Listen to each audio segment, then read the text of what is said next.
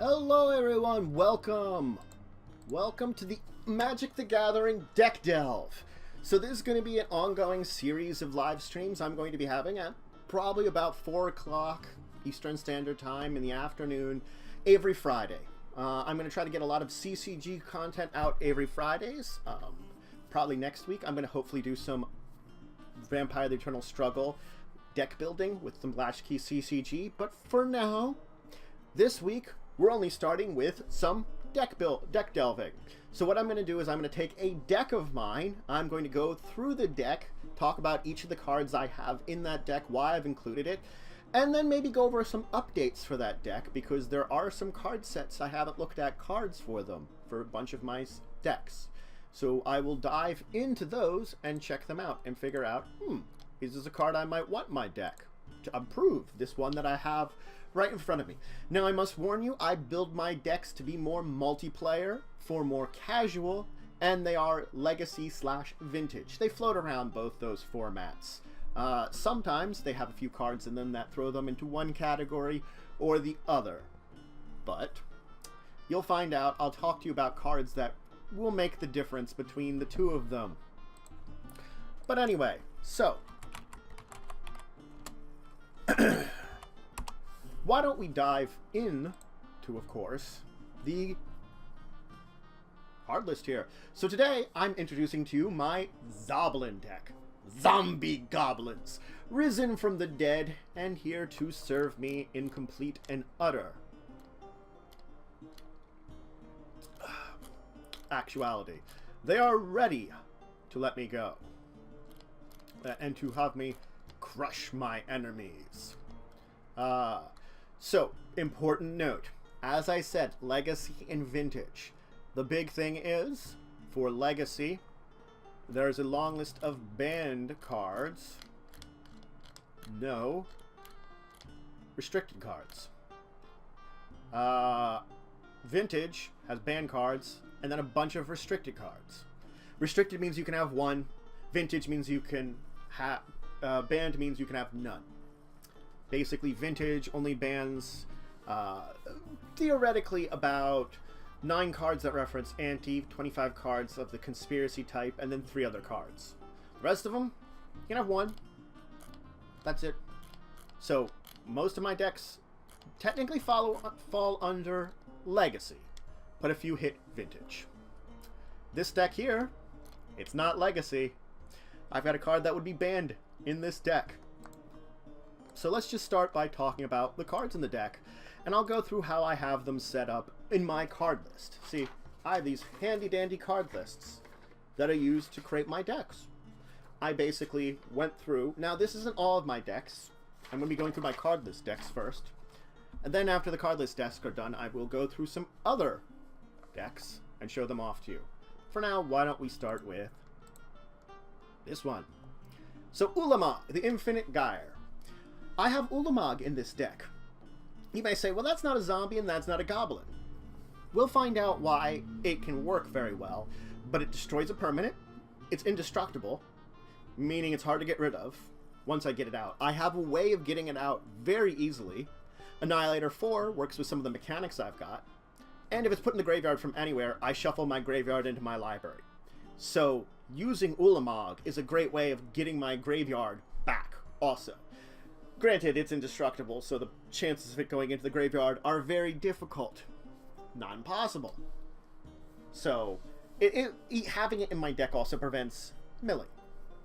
So, Ulamog is the first one in my deck. So there are a number of reasons to have Ulamog the Infinite Gyre in my deck. Little combos for it. I only have 1 copy of him in my deck, though. So I will go over how many copies of each card I have in my deck, too. Let's go to the next one. Cemetery Reaper. Other zombies you control get +1/+1. For 2 colorless and a black exile creature card from a graveyard and get a zombie. The point of this is not to exile my own cards from my graveyard. No, I need those. The point is to exile enemies' creatures from their graveyards and give myself zombie tokens. Which I have ways of also making goblins, and goblins are also zombies. We'll see through both of those. And it boosts up all my other zombies. So it's a way of getting back some rewards from graveyards. Corpse Harvester. For a colorless and a black, sacrificing a creature, I can search my library for a zombie in a swamp. This I can get my boosting zombies, because all my zombies are made to boost other zombies effectively, or do things like search for them. Same with many of my goblins. And since I can make things both the zombies and goblins, well, this I can search for any card. I can also search for a swamp, get them into my hand. Pretty good. And I can sacrifice something like a little goblin token, which are very easy to get. Sorry, I'm a little thirsty. I was doing yard work before here. And I might be interrupted by a niece. Warning. So I will let you know when there's more than one card. Assume for these, there's only one. Because that's what this is. It's one cards. It's close, but not quite a commander deck. Death Baron. Skeleton creatures you control and other zombie creatures you control have +1/+1 in Death Touch. The point of this is to give all my zombies Death Touch. Simple as that. I'm giving everything Death Touch I have in play. So it's really good. Greatbond Sovereign. Tap 5 untapped zombies you control. Put target creature card from a graveyard into play under your control. Now this is another way of graveyard control. Not only do I get cards back from my own graveyard, I could take it from someone else's graveyard if I really wanted to. If I had an opportunity to basically steal stuff from that person's graveyard over there, I would. So Gravebound Sovereign is always really good. And since I can make all goblin tokens are easier to make than zombie tokens, sort of. And since I can make all goblin zombies, which I will show you the card for, very easy card to do it with, well, I can tap a bunch of goblins, get a bunch of stuff from graveyards. Gravebound Sovereign is Gravespawn Sovereign is very good that way. Lord of the Dead. Other zombies get +1/+1, and you can return zombie cards from your graveyard to your hand. It's simple, it's short, it's sweet. Once again, another booster for all my creatures, and once again, getting cards back. Mikaeus the Unhallowed. It's an Intimidate. When a human deals you damage, destroy it. These are unimportant. These exist, but they're unimportant. Other non-human creatures you control have +1/+1 and have Undying. When a creature with Undying dies and has no +1/+1 counter on it, return to the battlefield with a +1/+1 counter. All my creatures come back once. There are combos in this deck that when things, I'll show them to you shortly with some of the goblin side, when they come into play, I get stuff. This way, I can have them die, come back, get more stuff. The Undying is an excellent ability to give all my creatures, and none of them are humans. So Mikaeus, great fit here. Sheldred the Whispered One. This is just to mess with your opponents. Short and simple. That's the only reason I put Sheldred in here. She's Swamp Walk. At the beginning of your upkeep, return target creature card from your graveyard to your battlefield. Boom! I get a creature card back every turn. That's wonderful. At the beginning of each opponent's upkeep, they sacrifice a creature. Also, really mean to opponents. Both those are very good effects to have in this deck, so of course Sheldred came out and joined the fray. Undead Warchief. Zombie spells cost 1 colorless left to play. Zombie creatures you can control get +2/+1. That's a big boost to your creatures. And to my zombie goblins, if they were 1/1s before I played this, they become 3/2s. Just like he creates for himself. Undead Warchief is always good. Zombie Master. All zombies regenerate with 1 black mana and have Swamp Walk. The regeneration's what I really wanted here. I wanted to give all my creatures the ability to regenerate, because I can make all my things zombies and goblins. So of course, I had that. All these, again, only one of each of them. Now we're getting into the actual goblins, because this is primarily a red-black deck. And forgive me for a second here, I have to do something because we have a visitor. Streamcat. Streamcat showed up, everyone.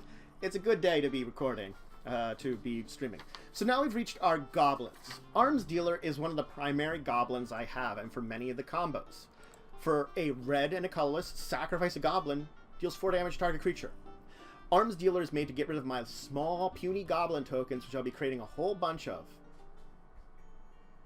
and then killing off all my opponent's creatures. And if I have things where I'll see there's more combos that if I lose creatures, my opponents lose creatures. So not only do I blow up things with damage, I get rid of other stuff too. Arms Dealer makes some great combos with that. Arms Dealer is a big one here. Battle Squadrons. Battle Squadrons are flying. Power and toughness equal to number of creatures you control.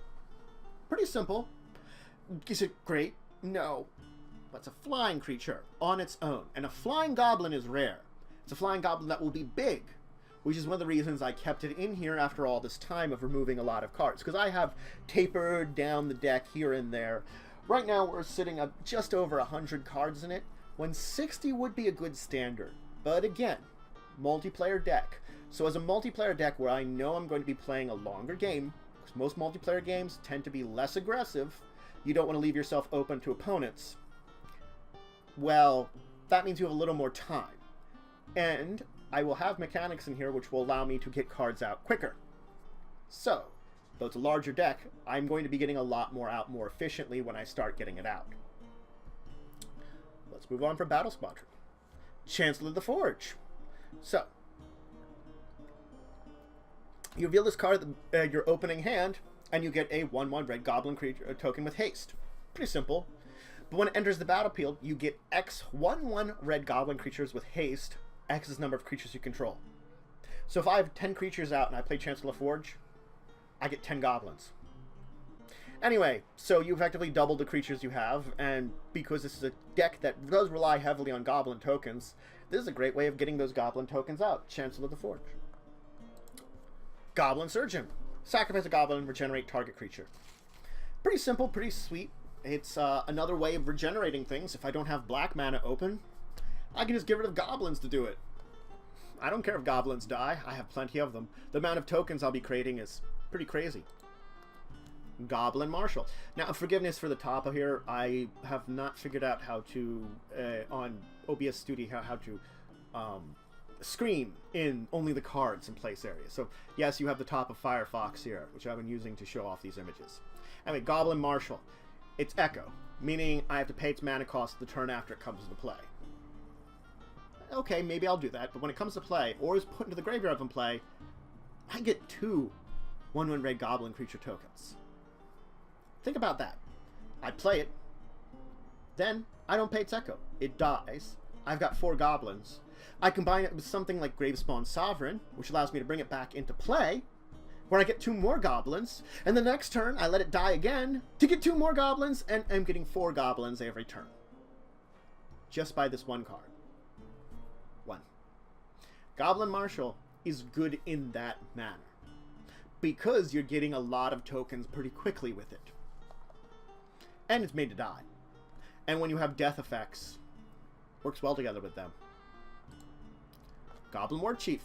Goblin spells cost 1 left. Goblins have haste. Makes your goblins easier to play, especially if you have a whole bunch of cards, you want to be able to play them very quickly and efficiently. And haste is pretty good too. You can act with them right away.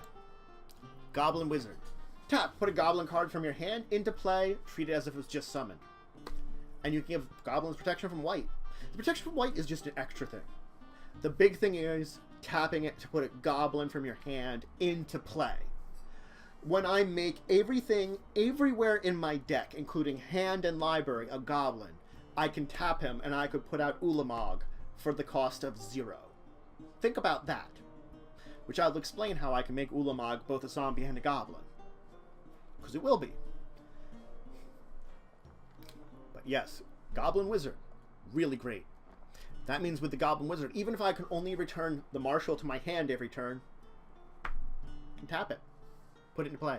It's treated as if it was just summoned. Kiki-Jiki Mirror Breaker. Ooh, I love Kiki-Jiki too. 2/2 haste. You can tap it and put a copy of target non-legendary creature you control onto the battlefield. It has haste. You sacrifice at the beginning of next end step. Hey, I had the Marshal out. Hey, I just get a copy of that Marshal. It's going to die at the end of the turn, which means I'm going to get 4 extra tokens from this copy. And it's got haste, so I can attack with this copy of the Marshal. If it dies, it dies. If it deals damage and kills something, it deals damage and kills something. It's something I can throw out there. Yes, I can't target legendary things, which I do have a number of legendary things in this deck. But still, Kiki-Jiki. It's a great way of not only getting tokens, but comboing in other things that I might need. It gives them haste, so it's an extra ability. Extra tap ability I didn't have. Krenko Mob Boss. Thank you when they printed Krenko. Tap. Put X 1/1 red goblin creature tokens where X is the number of goblins you control. double your goblins. Every turn, I can tap Krenko and double my goblins. Krenko is exponentially good because of that. Because every turn I double it. If I start with 1 goblin, if I start with Krenko himself, then I have 2, then 4, then 8, etc. Krenko is really great for just swarming an army very quickly. Lightning Crafter. Champion a goblin or shaman. So when it comes into play, you have to sacrifice unless you remove a goblin or shaman for the game. I'll remove a token. Who cares about a token? And it would return to play, but when a token leaves the game, it can't come back into play. So, but it's a 3/3 that I can tap, reload 3 damage to target creature player. It casts Lightning Bolt, the classic 1 red mana spell as a tapping effect. That's pretty deadly. Having 3 damage I could throw out anywhere at any time to anything makes this very powerful and very much worth it. Throw in here. Mog War Marshal. This is my early game. Get some goblin tokens out. Enters the battlefield, dies, get a 1/1. This is Goblin Marshal, except smaller and cheaper. I don't get as many goblins, but there's another way I can quickly throw something out. It's got echo, so I can let it die to get more goblins very quickly and efficiently. Mog Catcher. Guess what? We reached something that I have 2 copies of. Tap 3 tap, search your library for a goblin card and put that card into play. Shuffle your library. Goblin card. This is the big words about it. Not goblin creature, goblin card. That means if you're playing tribal, where you have something that's not a goblin, that would become a goblin because of tribal, bam, you can get it. That means with some things I'll have later on, where I can make things in my deck goblin, for 3 mana, I could search my library for Ulamog and put him out into play. Mog Catcher is very powerful, so of course I have 2. And the idea of this deck will be to get out Mog Catcher. Is one of the 2 things there are 2 major cards that you want to get. 3 if you want to expand it a little bit. First off is Mog Catcher. That's a big one. The next one will be turning goblins into zombies, which we will get to shortly. I'll let you know when we get there. But Mog Catcher's great. Siege Gang Commander. Enters the battlefield, you get 3 1/1 red goblins. For 1 colorless, 1 red, sack a goblin, deal 2 damage to target creature or player. So this is like Arms Dealer, except you can damage players too. So Arms Dealer nukes creatures, does 4 damage. This is another way of sacrificing goblins. It does less damage, but it also gives you some goblin tokens to begin with. So it's another one you might want to have die and come back for more tokens. Skirk Fire Marshal, protection for red. Tap 5 untapped goblins you control. Skirk Fire Marshal deals 10 damage to each creature and player. Yep. Man, does 10 damage to everything. And because each is technically... It's not technically Skirk. There are ways that I can make all my creatures protected from Skirk here. The Fire Marshal. Granted, I wouldn't take the damage, but I can nuke everyone else's things in play. And Skirk Fire Marshal remains. Warbreak Trumpeteer. So it morphs. When it's turn faced up, you put X 1/1 red goblin creature tokens in the battlefield. So you play it for 3 colorless as a 2/2.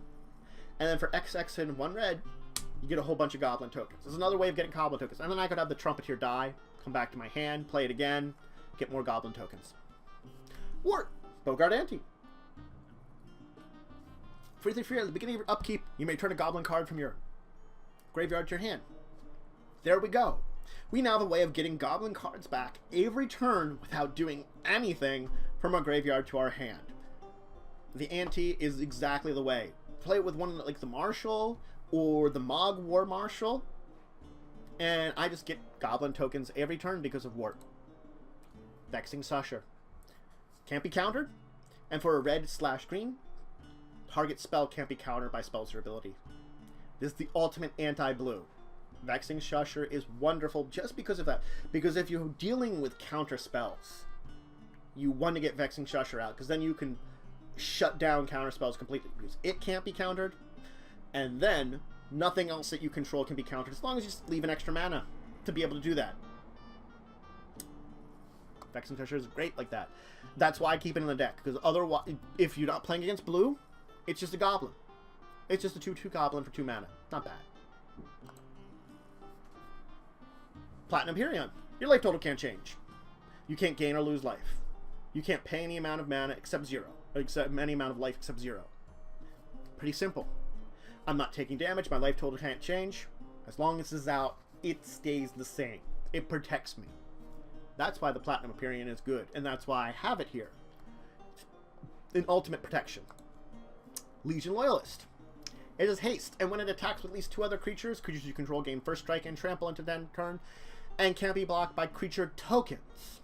That's the big reason I really put it in here. Can't be blocked by creature tokens. So if I'm playing a token deck and my opponent is not, or if I'm playing a token deck against another token deck, I can use Legion Loyalist, because it has haste, to throw it out there, attack with it, and get all my tokens through.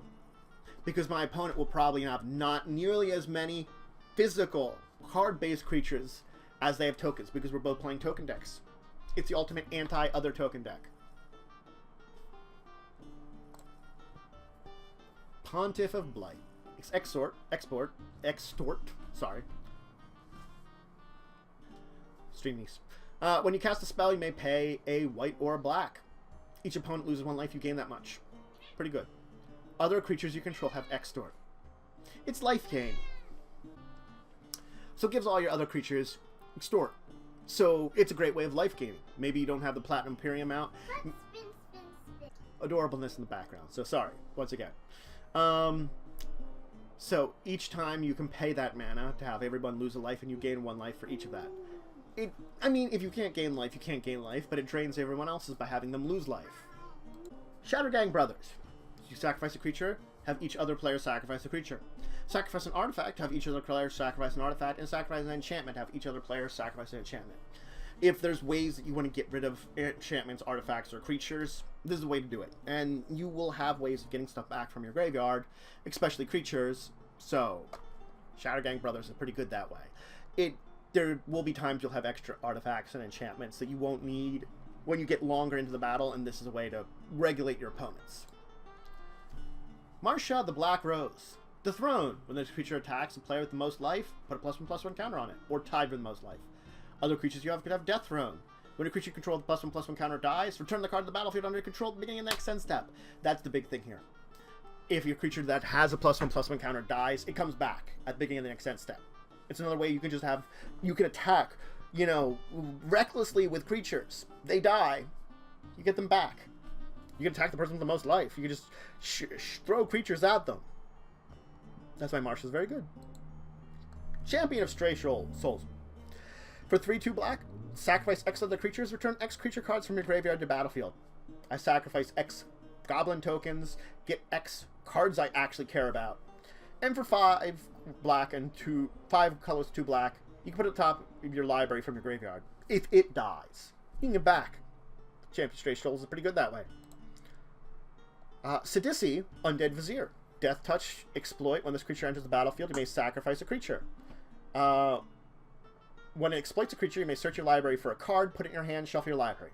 Hey, guess what? Because this is a creature, and I have ways of both killing and then bringing back creatures, I can also exploit a creature every time I bring him back into play, a token, and then search for cards. Mob Catcher, various other cards that I need. This is searching for any card, too. Sidisi is very good because of that, because I can combo it in this way. Relentless Dead. Menace. Can't be locked up by 2 or more creatures. When it dies, I may pay 1 black to return it to my hand. When it dies, I may pay X, and if I do, return another target zombie card with a converted mana cost of X from my graveyard to the battlefield. It's another way of bringing stuff back. I get it back whenever it dies. I could sacrifice it, pay the mana to bring it back to my hand, pay X to bring something back from my graveyard to the battlefield directly. Resurrection is very key to this deck. So, of course, more resurrection the better. Kalates, Trader of Get. Lifelink. And non-creature... If a non-token creature an opponent controls dies, instead exile that card and put a 2/2 black zombie creature token in the battlefield. So basically, when my opponent's creatures die, they get exiled and I get zombies. And I can sacrifice another zombie or vampire to give +2/+1 counters on Kalates. It's a good way of getting rid of some cards permanently, too, and getting yourself zombies. Now, we've moved from creatures. We're going to talk about instants or sorceries that are in this deck. Now, here's where we're beginning to alter things, because I'm splashing in some other colors to get a little bit more defense. I basically have splashed in a rainbow. You can see that this deck is primarily black and red, but I have ways of producing other color mana, which you'll see when I talk about the lands. Any other color mana. Because of this, of course I'm planning to have a couple of things from on. Prevent all damage that be dealt to you and creatures you control this turn. All damage this turn, creatures and you. Safe passage is good to just protect everything on your side of the board. I Skirk Marshal 3 or 4 times, do 30 damage, play safe passage. No damage was dealt to me or any of my creatures this turn. I could have so many goblins, I could Skirk Fire Marshal and do 50 damage to everything else except my own stuff because I played safe passage. I have 2 safe passages in this deck for just this reason. Demonic Tutor. And this is the big reason that this deck is not Legacy. Because Legacy, yes, has a huge ban list, and it includes this card here. This card is banned. It's restricted in Vintage, and that is why this deck is restricted. For 2 mana, search your card for a library, put it in your hand, shuffle your library. Demonic Tutor. It's simple, it's short, it's sweet, it's a classic. And I have, I think, an unlimited version in this deck. Now, Diabolic Intent. I probably should have had the better looking version of this card. But oh well. In addition, you sacrifice a creature to it. It's basically the same card as before, except you have to sacrifice a creature to use it. Because this one is not banned or restricted or anything. That's the big difference, is they added in sacrificing a creature and it's still just as cheap and it still does just the same thing. Search your library for a card, put it in your hand, shuffle. Then Diabolic Tutor I've got one of, which is the same thing but more expensive. Search your library for a card, put it in your hand. 3 search engines, very efficient to get what I need to get everything else. Goblin Offensive. Put X 1/1 red goblin tokens on the battlefield. Short, simple, sweet. It's another way of getting a large amount of tokens out quickly. Insurrection. This is a win condition card. Gain control of, untap all creatures, gain control of them until end of turn, they gain haste. You steal everything in play. They're all yours. Do with them what you will. You play Insurrection and the plan will be to attack all your opponents, either one or all of them, with everything you've got, with all the stuff they had, murdered them. Primal Surge. Exile the top card of your library. If it's a permanent, you may put it in the battlefield. If you do, repeat this process. You can see that I only have a handful of instants or sorceries in a very large deck.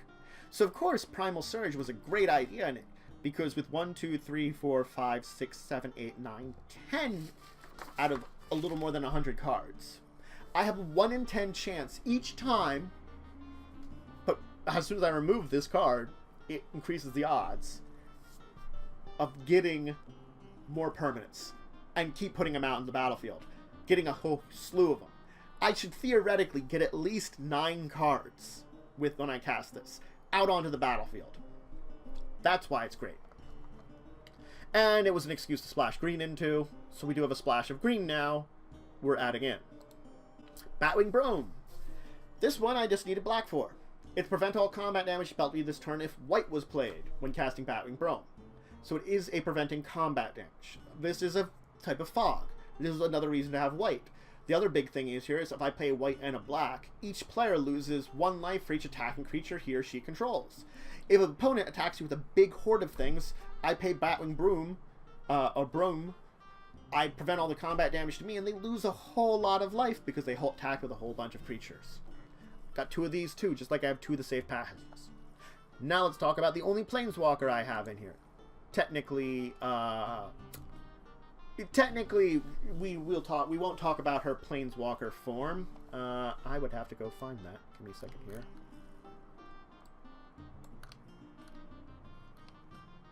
Oh, Defiant Necromancer. Let's just open that over there. Let's go forward. Hey, look at that. I can set it up quickly. I forgot to do that. Sorry. Choose a lifelink. When another non-token creature you control dies, exile it, return to the battlefield transformed, and put a 2/2 zombie token to play. Look, I'm going to have non-token things die. She's going to transform really easily. Just look at what I've had so far for combos. Then each player discards a card. Okay, I can discard a creature and get it back. Return target non-legend creature with a converted mana cost of X from your grave to the battlefield. Here's the big one. You get an emblem with whenever a creature dies, return to the battlefield under your control at the beginning of the next end step. That's why I want it in here, because then I keep getting everything back under my control. Isn't that pleasant? Oops. I accidentally closed something over there. Let's minimize that one for now. Alright, Martyr's Bond. Now, you may say, I would have had Grave Pact in here. Because Grave Pact is whenever a creature you control dies, is put into the graveyard from play, each other opponent sacrifices a creature. It's really good. It would work perfectly in here. I did for a time.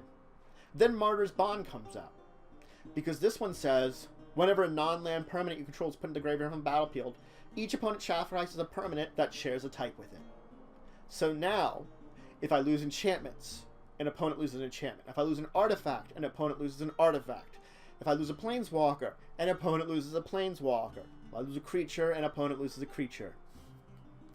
That's exactly the reason why I put Martyr's Bond in here, because it works really well in replacing Grave Pact. It's an advanced version of it. Call to Kindred. You enchant a creature. At the beginning of the keep, you may look at the top 5 cards of your library, put a creature that shares a creature type with the enchanted creature from among them on the battlefield, the rest on the bottom of your library in any order. Since it's a very creature-heavy deck, I can make it that I can start searching for goblins or searching for zombies and throw them out in the battlefield. I get 1 each turn. Pretty good that way. And since I can make other things zombies or goblins, Rooftop Storm. You can pay 0 rather than the mana cost for zombie creature spells you cast. I can make it that it's free to cast all my zombies. But since I can make goblins also zombies in my hand even, which I will show you shortly, we're coming on to one of the first cards. Rooftop Storm is good. Call to the Grave. At the beginning of the upkeep, each player sacrifices a non-zombie creature. As long as I've made everything in my play zombies and goblins, well, I don't have to worry about that. At the beginning of the end step, if there are no creatures, sacrifice it. Basically, everybody sacrifices a creature every turn except for you. Conspiracy. I have 2. And here's why. When it comes to play, you choose a creature type. Creature cards you own that aren't in play, creature spells you control, and creatures you control are the chosen type. What does this mean? Your library and your hand. Creatures are that type. Creature spells you control. Anytime you're casting a spell, that's a creature. It's that type. And creatures you actually control that are in play are that type. I can call out Goblin, and everything in my deck is Goblin. Every last card. Mogcatcher can search for any creature in my deck then. That's what I guess what gives it. Now, I will also call out and play a second conspiracy and call out Zombie, because there are some combos that I will need to make other things zombies with. But at least if everything in play and everywhere in my deck is a Goblin, I've gotten the first step. Making them both zombies and goblins everywhere, it's a wish that you might want to do with this deck. But that's not the only way to make goblins zombies. This is a extra way of doing it. The conspiracy really is to make everything goblins. And this ranks the dead. At the beginning of your upkeep, you put X 2/2 black zombie creatures tokens in the battlefield. X is half the number of zombies you control. It's another double your, or increase the number of stuff you have, except this one I don't have to tap anything. It's an enchantment instead of creature. So if I have a bunch of Zoblins, I get 50% more of them every turn. More tokens. More tokens and more power. Grave Betrayal. If a creature you control dies, return to the battlefield under control of the +1/+1 counter at the beginning of the next 10 step, and it's a black zombie. Another way that you can get back stuff from your opponents. They die, you get it back, it's got a +1/+1 counter, and it's also a black zombie in addition to its other creatures and types. Hey, more zombies. Aggravated Assault. For 5 mana, you can untap all creatures you control. After this phase is additional combat, then additional main phase. And you can only play it as a sorcery. So it means it has to be during a main phase. But, for 5 mana, I can attack again. And for another 5 mana, I can attack again. And for another 5 mana, I can attack again. You see where we're going with this? More mana, the more attacks you get. But you can also see why I splashed in blue with Call of Kindred and Rooftop Storm.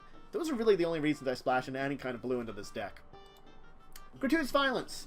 If a creature you control would deal damage to a creature or player, deals double that damage to that creature or player. Your stuff deals double damage. Your creatures deal double damage. That means your Siege Gang Commander now does 4 damage to players and creatures. Your Arms Dealer does 8 damage. Isn't that pleasant? Rage Reflection. Your creatures have double strike. Because why wouldn't I give all my stuff double strike? I mean, it's wonderful. It's first strike and normal damage.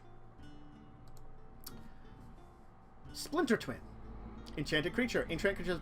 Put a token copy of that creature onto the battlefield. It has haste, exile, and end step. It's just like Kiki Jiki. It has that same effect of doubling a creature. I put it on something like the Skirk, Siege Gang Commando. I get 3 extra goblins a turn by doing that. I can sacrifice the one I just put into play to deal 2 damage to something, and I got 3 tokens. It's another way of comboing in things. Warstorm Surge. When a creature enters the battlefield under your control, it deals damage equal to its power to target creature or player. In a token deck where I'm putting a lot of creatures out, and they might be big because I have things that boost them, I'm nuking everything on the battlefield, all creatures and players. Mana Reflection. Another reason to have green. If you tap a permanent for mana, it produces twice as much permanent mana instead. So, I tap a land for mana, it produces twice that much. I have things to increase the amount of mana I do when I tap lands. Double that then. It doubles the amount of mana you get from things, which is really great. You'll see why in a second. Aura Shards, first multicolored spell. Green-white. So there's a reason both to have that green and white again. When a creature enters the battlefield under your control, you may destroy target artifact enchantment. So it's not a must, but this means I can blow up artifacts and enchantments all I want, if I want to. And since I have tokens, I can blow up a whole lot of them. Get rid of a whole bunch I do not need in the battlefield that are bothering me from my opponents. Drownew's Crusade! It's here! All goblins are +1/+1, black, and zombies in addition to their creature types. All goblins are also zombies. I have 2 of them in the deck. Drownew's Crusade is the next card that's important to this deck. Hence again why there's 2 of them. Hence why there's ways of searching for them. Hence why there's ways of getting them out. And getting Drownew's Crusade and getting it that all of your zombies are also... all your goblins are also zombies. Drownew's Crusade is a wonderful card that I can't recommend more if you're playing a Zoblin deck. It's fun. It's what made me want to make a Zoblin deck. I remember a friend of mine, back when this set came out, using this card and making a zombie goblin deck, and I was like, that's awesome. And I made my own. Of course, it was years later, but... Mirari's Wake. All creatures you control get +1/+1. If you would tap a land for mana, add 1 mana of to your mana pool of any type that land produced. You get extra mana again. It's another way of getting more mana for a lot of the X spells that you have, or a lot of things you need to do. Mirari's Wake is great that way. Necromancer Covenant. When it enters the battlefield, exile all creature cards from target player's graveyard. Any player. And you get a 2/2 green black zombie creature token for each one exiled. Zombies you control have lifelink. The exiling creatures is not as important as giving all of your zombies, which are also your goblins, lifelink now. So now they deal damage, you gain life. If I have Platinum Imperium out, then that's fine. Platinum Imperium has its place. I might not always have Platinum Imperium out. I could always sacrifice it if I've comboed into having this that I want to gain life then. I have control of what's on my side of the battlefield, and therefore, if I want to have lifelink and get a lot of life, Necromancer's Covenant's ready to come out. Rise of the Hobgoblins. For a red/white, red and white creatures get first strike until end of turn. That's not the important thing. It's when you play it, you may also pay X and get X 1/1 red/white goblin soldier creatures into battlefield.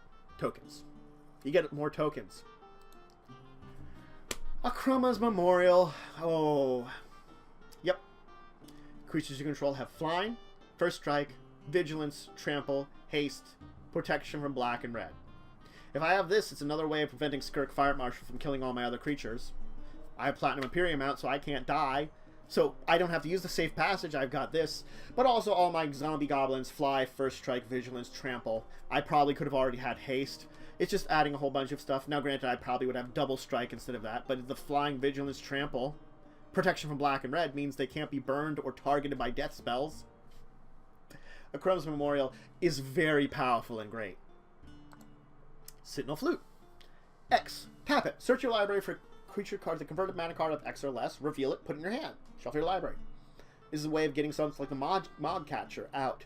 Or other things that you might want from your creature pool. I felt, with a creature-heavy deck like this is a good one to have. Coat of Arms. Each creature gets +1/+1 for each other creature that shares at least one type with it. All my creatures are going to have the same types. They're all going to share at least one type. Everything I control on the battlefield gets +1/+1 for each other creature there. My creatures are really big. Coat of Arms is always great in a tribal deck. Even one that's a zombie goblin as a tribal. Dolmen Gate. Prevent all combat damage that we dealt to attacking creatures you control. I attack with a creature. It will take no damage from combat this turn. I can throw out my creatures for whatever reasons. If I have a Chrome's Memorial and I have Vigilance, why not attack every turn? There's nothing bad about it except if they play spells to undo your stuff. Or have things that do X damage to blah damage to target attacking creature. Otherwise, actual creatures blocking your creatures do nothing. I can just throw them out there. Dolmen's Gate's also wonderful. Eldrazi Monument. Creatures you control +1/+1 are flying and indestructible. The big thing here is making all your creatures indestructible. And since I create a lot of tokens, I can sacrifice it to keep Eldrazi Monument going. Now, if they fly, that's also awesome. If I didn't have a Chrome's Memorial out. Again, the big thing is indestructible. I can make all my stuff that if I really wanted to. It's a great option. I'm sacrificing stuff, so that doesn't stop things. Mind's Eye. Sorry about that, folks. Family kind of little emergency there. Just took care of it quickly. You know how that can be. Family comes up, it interrupts you when you're trying to do some stuff here. But since we're live, I had to do that. I'll probably edit that out in post for the streaming. Oh god, I was going to record this also. Well, let's hope the sound stays good. My sound was terrible from the last stream I did. Let's hope this one stays better. I was also going to record this, so not doing it this time. Anyway, why don't we move on? Mind's Eye. Whenever an opponent draws a card, you may pay 1, and you draw a card. Mind's Eye is a great way of you getting extra cards. Your opponents will be drawing cards, and because I'm more multiplayer focused, Mind's Eye works very well. Deathbridge Chant. When it is a battlefield, put the top 10 cards of your library in your graveyard. Okay. As you be on upkeep, choose a card at random from your graveyard. If it's a creature, put it in your graveyard into the battlefield. Otherwise, put it in your hand.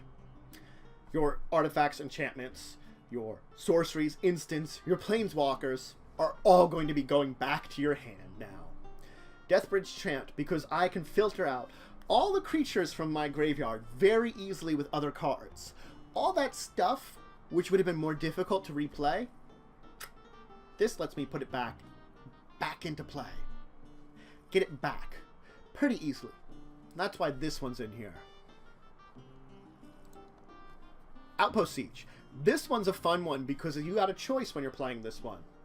You choose cons or dragons. Now, if you choose cons, at the beginning of your upkeep, you exile the top card of your library, and at the end of turn, you can play that card.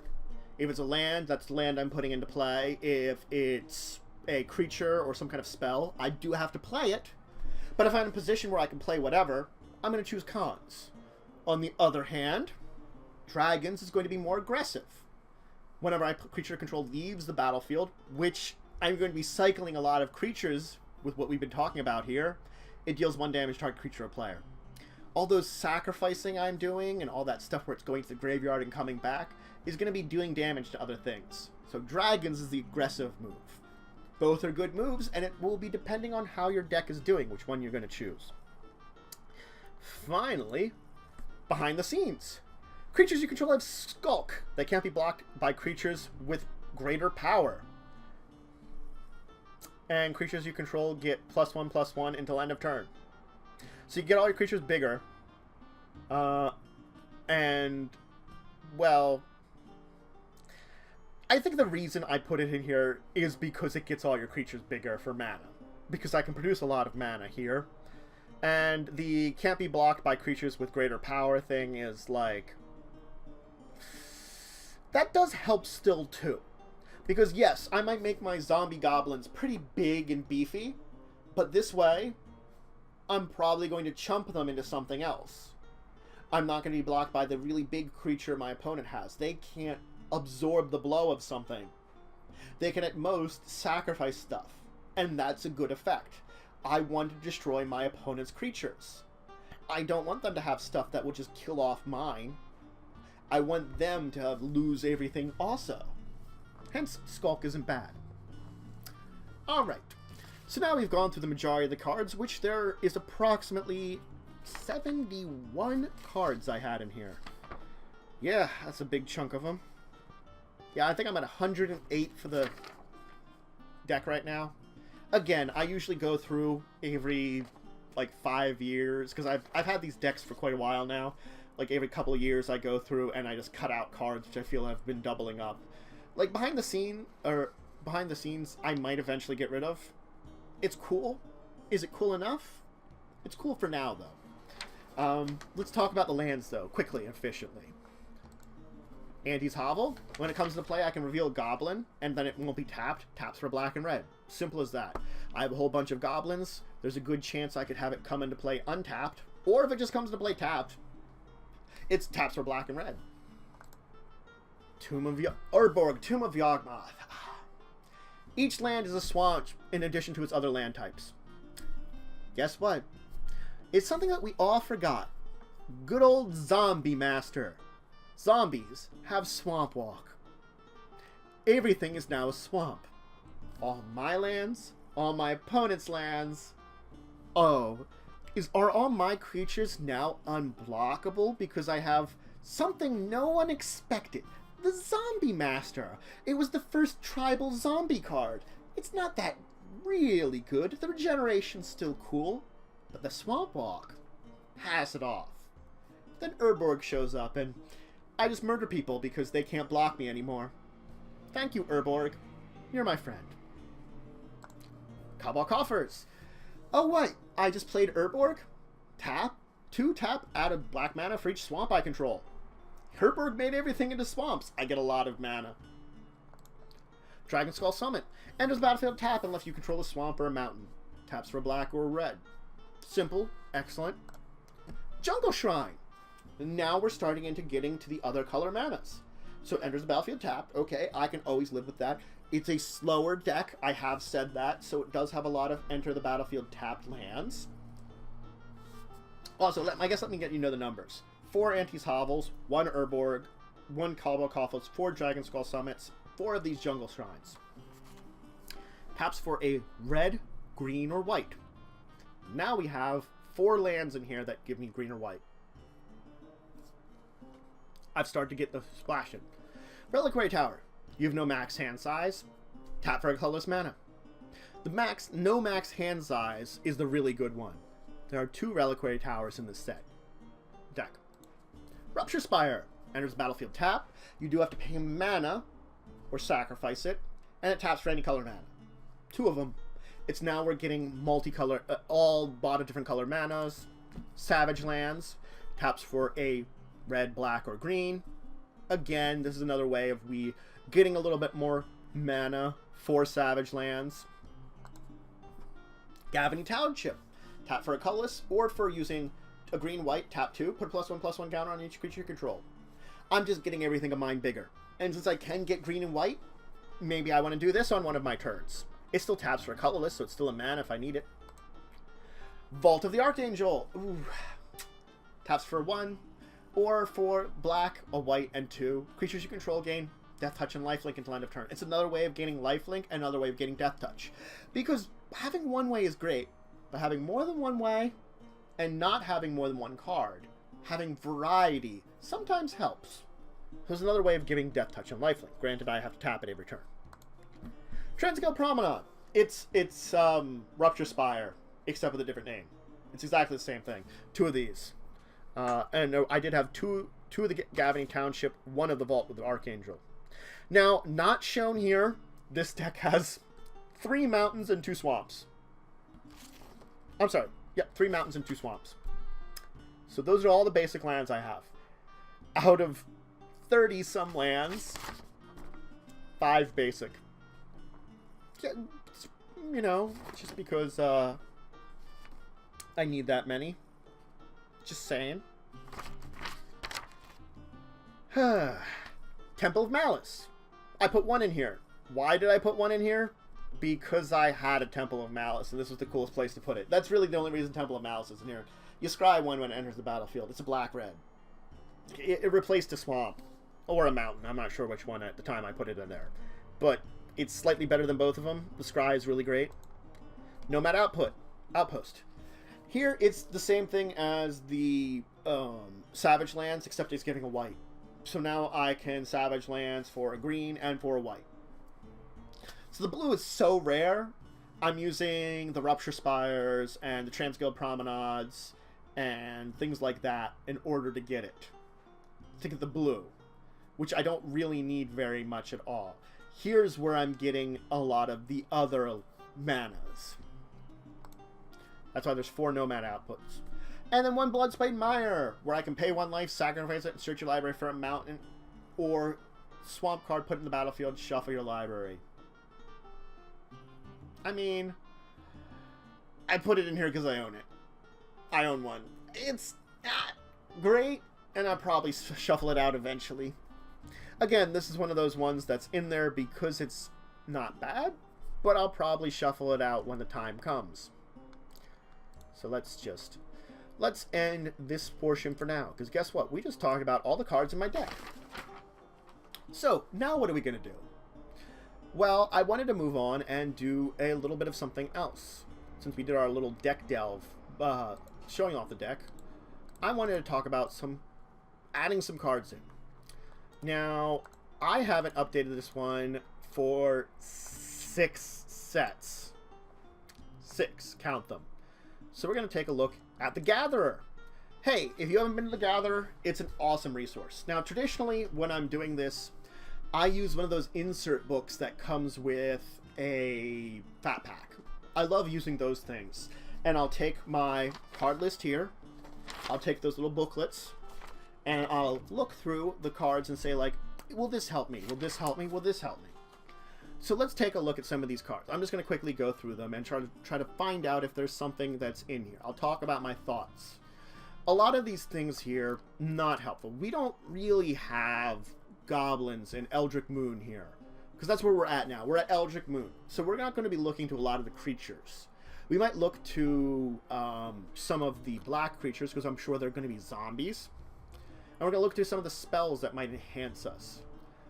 Beginning of your combat turn, gain control of a creature you control gains double strike. That's cool, not really great. A vampire, not really helpful. These borrowed, where you can escalate them, not really helpful. Your opponent can't spell spells with 3 converted mana cost of 3 or less. Brasilla, Voice of Nightmares. I mean, melds with Glissa. Brasilla is cool, but would not be in this deck. Campaign of Violence. When a creature you control attacks, defending player loses 1 life, you gain 1 life. Campaign of Violence might be good in this deck, because I have ways of just attacking. So for now, on my little thing here, I'm going to note Campaign of Violence. Of Vengeance. So Campaign of Vengeance, look, we found one that's probably good here. You know, as I said, I'm not really going to be looking at a lot of instants or sorceries. The horrors that are Eldrazi, not going to be helpful. Coax from the Blind Eternities. Eldrazi from outside the game, no. These escalation stuff, I can pay stuff to get more stuff from them. Conduct of Emrakul, no. Conduit of Storms. To transform one.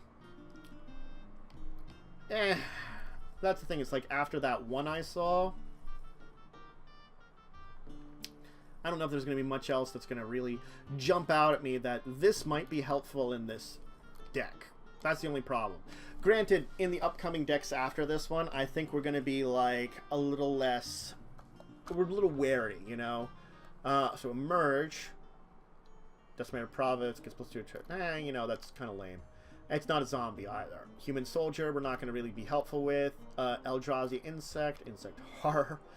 Yeah, these are not really great for this deck. And I'm not seeing a lot of zombies yet, unfortunately.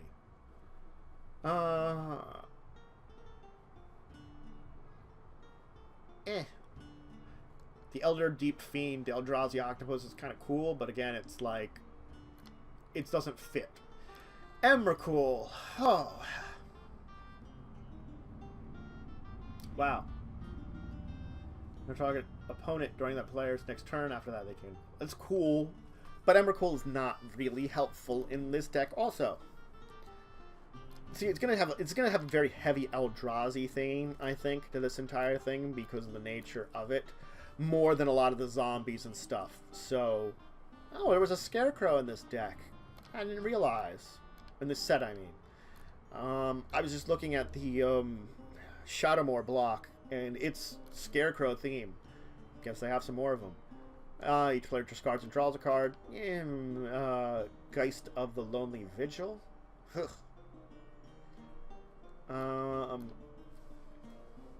Geese and Graft are not something. During each of your turns, you may cast a zombie creature card from your graveyard. Enters the battlefield, put the top 4 cards of your library in your graveyard. Huh. Gisa and Geralf. You can cast a zombie from your graveyard. I have better ways of getting stuff back from my graveyard, so I think they're not really that great. So I think I'm going to skip out on Geese and Geralf. They're not bad, but I just don't think with what I already have in the deck, it really is. Oh, here's one. Graph Harvest. Zombies you control have Menace. Can't be blocked except by 2 or more creatures. And you can exile a creature card from your graveyard to make a zombie token. I think the zombies you control have Menace is much better. So I think Graph Harvest is actually really nice in this one. We're going to put it in here for now. Giving all my zombie Zoblins Menace, where you have to block with 2 creatures. That's just nice.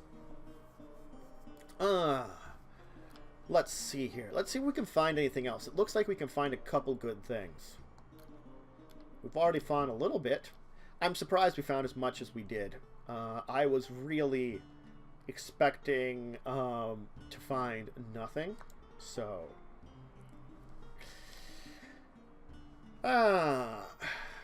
Winner text rate 2, the Eldrazi Horrors. You know, we're just kind of like looking quickly through here again, seeing if something pops out at us.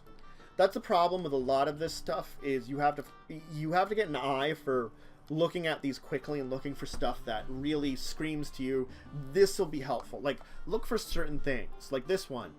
It creates spider tokens. This one's an Eldrazi insect, so I don't think it's going to work for it.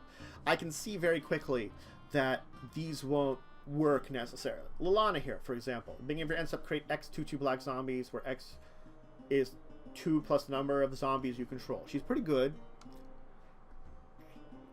She swings creatures, but she puts the top 2 cards from a graveyard library in your graveyard. You may return a card from your hand. This Lilana is good, but I don't think I would put her here. I might put her in a black deck, the black deck I have. I think that would be where I would put it. Lilana's Elite gets plus 1 creature on a creature card in your graveyard. I'm not made to keep creatures in my graveyard, so I don't think that one's a great one either. Enchant creatures are nothing I'm looking for. Most sorceries I'm not looking for. Definitely not vampires. Human rogues. Here, whenever opponent casts his or her first spell each turn, exile top card library. If it's not online, you may cast a blank. This one I think would be great in my blue deck. But I'm not looking at my blue deck right now, am I? I do have to remember I'm gonna have to go back a couple of sets for some of the decks. I've only gone through so many decks for a couple of these sets. Last time I did this, I never finished. So this is an excuse also for me to finish updating my decks is these live streams. You know, it's another thing for me to do. And another little thing for you guys to check out. This is Magic deck building. And looking through it like this, also, you have to have an idea of what your deck is. So I've already gone through a lot of what this is. So I have a great idea. Like for here, Newscraft Mob. Enters battlefield 5/1/1 counters. When a player casts a spell, you remove it, and I create a black zombie token. That's not bad. But it's as good as what I already have. We've already taken a look at what I have. I don't think so. Because it does predicate that players playing spells is the best way of doing it. Now granted, my own spells will do this, but maybe I want to have more control on my side. That's the thing, is you want control on your side. Wow.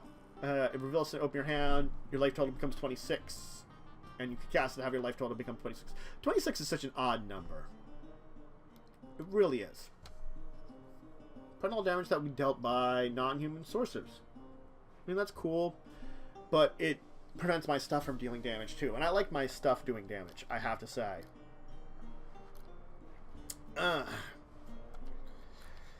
I think we've gone through most of what we're going to find in this entire set. You know, we found a couple of cards, which so far I've put on the list. Well, maybe we get lucky and find one more in this set, but we do have 5 more sets we want to quickly go through, and the next couple of sets are going to be worse for actually finding really helpful stuff, I think. Unfortunately, we're going to have to wait until a Monket and Hours of Devastation before we really get some good stuff for this deck, I think, because then we have more zombies again. Granted, I don't think we have goblins in Kaladesh or Aether Revolt. Huh. Thinking things to yourself. Tamio, we definitely do not need you. Oh god, Tamio. Draw 3 cards. You get an emblem with you cast spells from your hand without paying their mana cost. Tamio, I want to find a deck for Tamio. I have to say that. I don't know which ones I would have, but I will solely find a place for Tamio and throw her in somewhere. I'm sure I will be able to find a place for Tamio. Some deck somewhere. We're almost done, though, for Eldritch Moon, taking a look at it. So change target opponent's life total with Trigger Protection's toughness. That's nice, but it's not so great I think I would throw it out. In this deck, at least. Pardon me. Wow. When a creature controlled toughness 4 or greater dies, draw a card. Interesting. I don't think I would use it as much. I think I have stuff that when things die, you draw cards anyway. So. Oh, hey, look, there's a return of Skulk. Neat. And an Eldrazi Crab. Why is there a Eldrazi Crab? Because crabs like Eldrazi like crabs. And when an Eldrazi and a crab get together, weird things happen. Because reasons. Alright, that's just terrible. I apologize for that one. Let's move on to Kaladesh. I apologize for any kind of whatever that was. I don't know. Alright, so for Kaladesh, unfortunately, I don't think we're going to find a lot. Because a lot of this stuff would be great in an artifact deck. And that's the truth of it. This is more stuff that you would find in definitely an artifact deck. Well, there's a couple of other decks that I would say would be good for this stuff. But we're going to look around and see if there's a particular artifact that might help us, that could work in any deck, or some of the enchantments and things like that might give us assistance. So I'm going to keep an eye out, you know, see if there's something that jumps out at me that says, you know what, that's really good in this deck. I think we could work in with that. For example, let's see here. That's an Aura. Not really great. The Gearhulks. Yeah. You enter the battlefield. Each player chooses that sacrifice the rest. That's a board wipe. We're not looking for board wipes. Chandras we're definitely not throwing in here. Excuse me. Wow. I've been talking a lot and I ran out of water. So you can see how, like, my throat has decided not to be nice to me. Of course it has. Oh, deadlock trap. Eh. A lot of things that use energy. And I can't get a lot of energy because it's not an artifact deck. And you need something that repeatedly gets energy, I think, for it to be useful. Huh. When something dies, you get an energy, paying 4 energy, and it gives everything -4/-4. I would maybe put this in my black deck, but not my Zoblin deck, this demon. Maybe in my black deck, but I think there's better ways. Oh, here's Diabolic Tutor. I already have it in there. So, too bad, already been there. I mean, this is cool, but I think I would put this in my blue-white deck anyway. Matching the colors. It's like I'm looking at all the colors because I know there's a splash of all the colors, but I know in my mind that the other colors aren't going to be as useful. They're really made to be enhancers or giving special abilities that would be helpful when I don't have them. So a lot of these other things are not going to be helpful to me.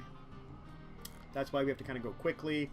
We have to figure out what everything does and will it help. We have to say to ourselves, you know, artifact spells cost 1 less. No, we're not doing anything like that. Fortunately, it's only 3 pages, so this is pretty easy to go through.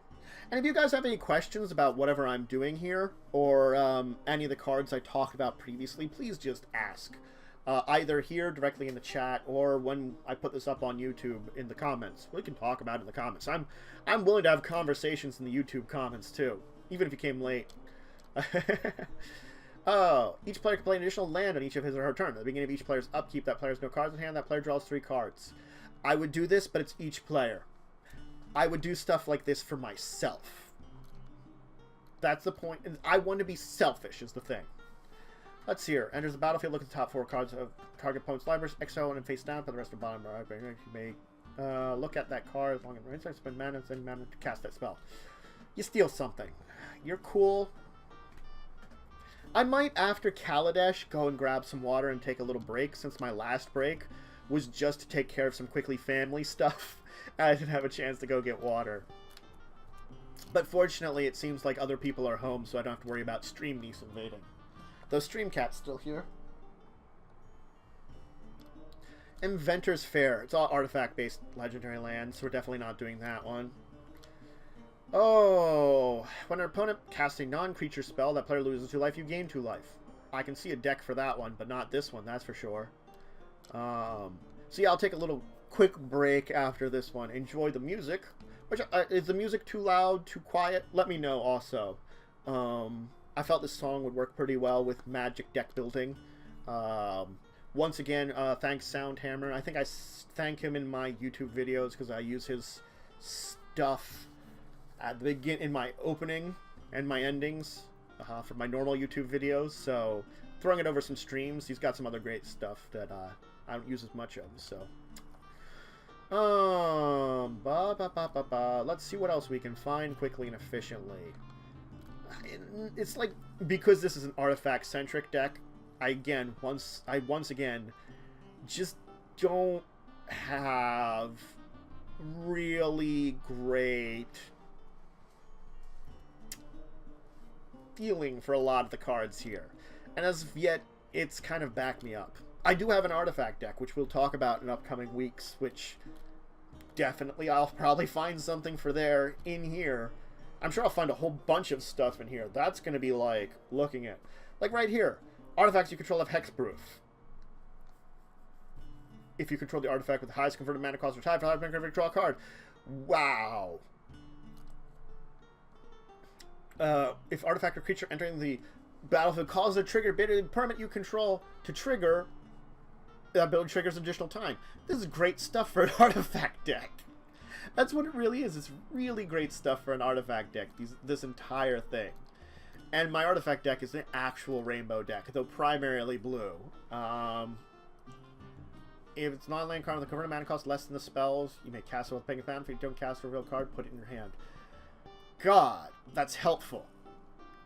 This one here, Rashmi, is great, but I have no good excuse for putting it in the deck I've got now. I can see a use for it, but every time I've put in a colored spell, like the blue spells are zombie spells. The other things are things like mana production or special things.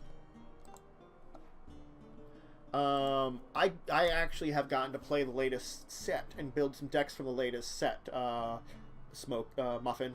So I get to play still occasionally with some friends. Again, it's though oftentimes multiplayer and oftentimes very casual. And I love Magic and do a lot of Magic on my YouTube channel, on the YouTube channel side.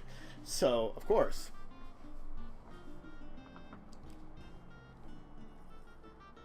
Okay. Hey, Nightbot activated finally. Nightbot activated for those automated messages. I don't get... I'm glad I set up the automated messages for Nightbot, but I do not get when they actually go. They're on such a weird schedule, so whatever. Sahili, you're artifact-based. We are certainly not using you. You great, once again, great in an artifact deck. Great here? Heck no. Wow. No. Vehicle artifact that's legendary. Huh. I don't think we'll find anything else. I think we've managed to look through here, seen a lot of artifact-based stuff, and saw Jack Crud that we could consider great for, well, this deck. A Zoblin deck. We did find... I'm glad we've found a couple of cards to add to the Zoblin deck. Again, there will be a time where I'm going to go through there and be like, I have to cut out cards. But that time hasn't come yet. So, for now, let's just finish this up. And I'm going to then take a quick break for a couple of minutes while I get a drink, check in to make sure everybody's doing okay in the rest of the house. That my niece hasn't driven people insane. Ooh. This is a nice one, Wildest Dreams, but you exile it afterwards. I don't like the exiling it. If it just went to my graveyard, maybe, because then I can figure out another way of getting it back, but...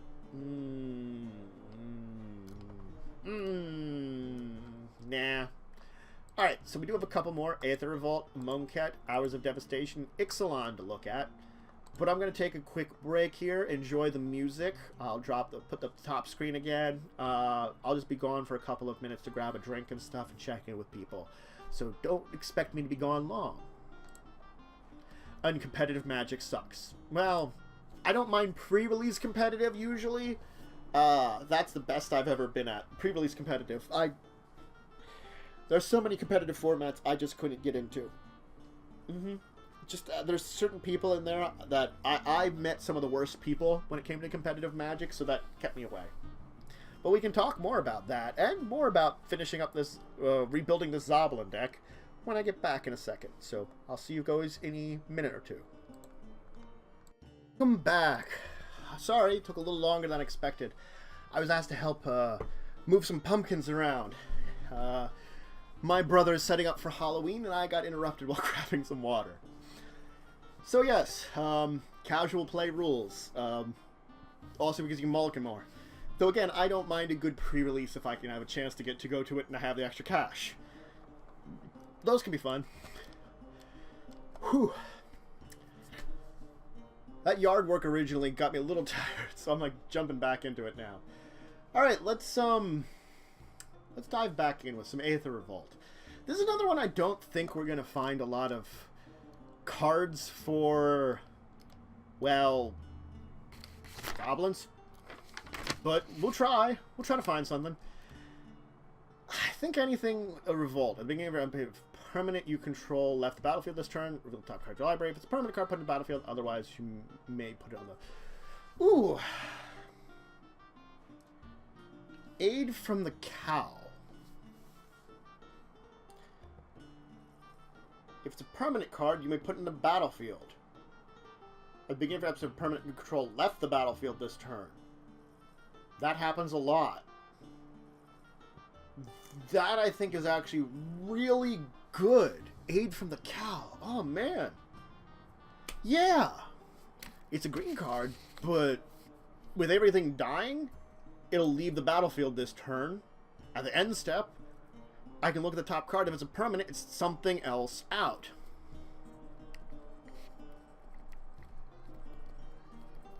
I found a card. I'm actually kind of surprised that I found something that, when I looked at it, is like, oh wow, this is actually pretty good to have in here. It works with the death and resurrection entire thing. Cool. I like it when we find something, you know?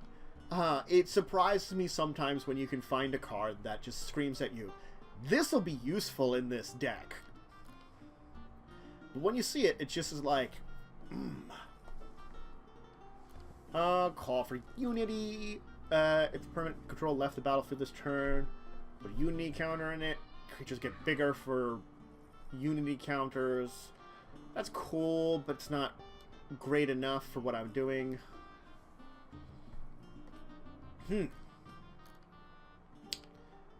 Yeah, let's see if we can find something else, because that was fun. Ooh, Dark Intimidations. Each opponent sacrifices a creature and planeswalker, discards a card. You return a creature or planeswalker from your graveyard to your hand, then draw a card. Oh.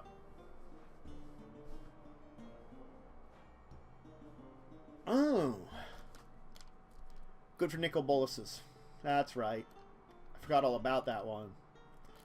If you have a nickel bolus in a deck that's particularly based around him, that'd be a helpful one. I think I do. That's a really nice one for an artifact deck. When you play an artifact spell, create a 1/1 color, stop your artifact creature token with player. I cast so many artifact spells. If you lose the game, instead exile Exquisite Archangel, and your life total becomes equal to your starting life total. Wow.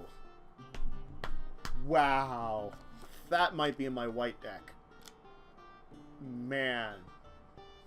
I like that one, though. Oh, let's see if I find something else in here. Ooh. This is the one where artifacts. This is the great one in my artifact deck that's going to give you energy. You need this to get energy in a deck that's not normally made to get a lot of energy when you only have a few cards that use it.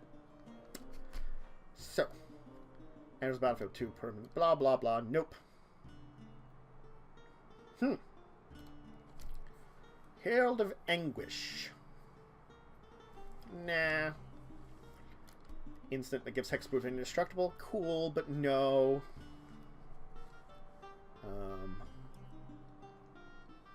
Like today, I might actually go and play Magic with my friends and some other board games. Which, as soon as the stream is done, I'm probably going to be like, texting some people, be like, hey, dudes, you want to, do some stuffs? Because one of them, Joe, who discussing tabletop I'm doing with tomorrow, I mean, he'll do stuff with me. I probably can arrange it tonight, definitely. But other people, maybe. I'll have to find out. That's destroying artifacts. Non-artifact spells you control have improvise. Or you can, oh, that's a cool one. Artificers, not great, not really helpful. Sky Pirate gets a monkey. I don't need a monkey. That's a vehicle thing. Only 2 pages here, so this is not going to be as long. The Amonkhet stuff, I'm sure I'm going to find some zombie-related stuff that I'm going to love to throw in here. So that's going to be my big expectation. Dies. Alright. Tokens. Yeah, whatever. That's, oh, that's copies of an artifact. And if you get 8 or more, you win the game. Oh, that's an interesting one. Metallic Mimic. Oh, Aetherborn thing. Okay. I'm not playing an Aetherborn deck, that's for sure. So let's not worry about that.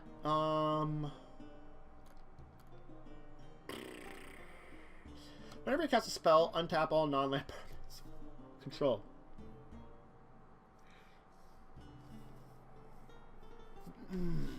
Wow. Do I need that in this deck? Is going to be the question. Untap all non-land permanents you control whenever you cast a spell. I can see combos with that. That if I have enough mana, I could use something like Mogcatcher a bunch of times or Goblin Wizard a bunch of times. But I don't think it's necessary for the nature of the deck. So as much as Paradox Engine is very powerful, and I can see some decks that would be really good in, I don't think I'm going to throw it into here. I don't think I am. Wow. That was a tough one, though, to think about. Search your library for permanent card, put it into battlefield, and shuffle your library. Planar Bridge. Ooh. Wow. I only have 10 non-permanent cards. It's a lot of mana. I got rid of Planar Portal because it was 6 mana tap, search your library for a card, put it in your hand. And I felt it wasn't as good as Sentinel Flute because of the number of creatures in the deck. But Planar Bridge... Planar Bridge it is. Alright. Found another one. I remember... I was forgetting about Planar Bridge, even though I remember hearing about that one. I had more tissues in here at one point in time. For my sniffly nose. But apparently they've all disappeared because I'm good at losing tissues. Alright. Sniffly nose. Wow. Enters the battlefield. Target artifact you control gains. Oh, so you can give something that it taps to. Destroy artifacts. Again, not really helpful here in this case. Each enters the battlefield. Put +1/+1 counter each or 2 of target creature. Each creature control with counter on has tabbed, add 1 green mana. Yeah, it's cool, but no. The it's cool but no's is one of those things that are probably going to happen a lot for cards. Because we're going to have to be intelligent about what we put in here. That's the thing. You have to be smart about it. Spire of Industry is nice, but not really great. Ooh. Scram is pretty good. But I can see not this deck. Oh. Submerged Boneyard. Tezzeret. You're artifact-based. Both of you Tezzerets.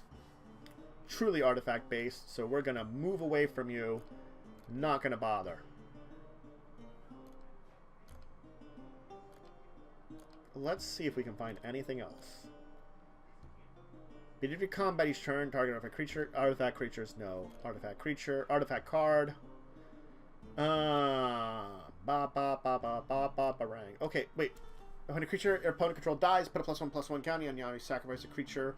It gains indestructible until end of turn. You're a vampire, though. So. Nope. We only have 3 more decks. This is going to be a little longer. Will it be longer? Stream for 2 hours talking about magic cards? Maybe that'll be what it will do. Alright, a Monket. Untap all other creatures you control when it attacks.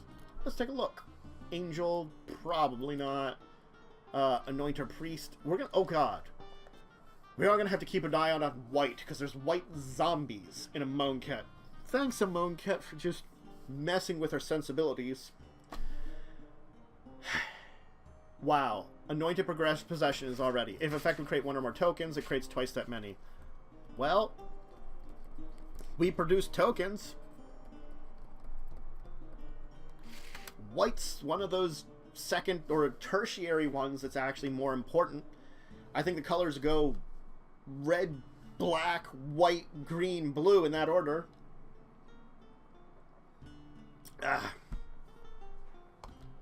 Alright. We're not cycling. Each of your turns you may pay 0 on the mana cost for a spell that convert a mana cost of X or less, where X is the number of time counters on for the counter. As foretold, ya stink. Even Mind Sensor, you stink. Whenever a zombie enters battlefield control, you may tap a target artifact or creature.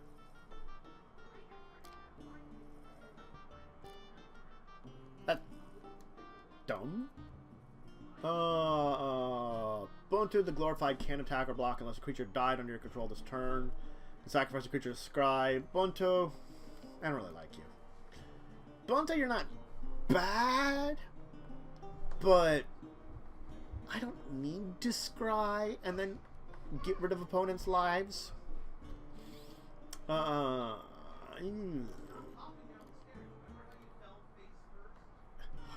my stream niece is doing naughty stuff. Oh, stream niece. Adorable, but crazy. Wow. Huh. Put 3 -1 -1. Remember by -1 and color of mana pool. Cinder Barons, nice. That's an additional combat phase, but I've got those. I've got additional combat phases, so I don't have to worry about it.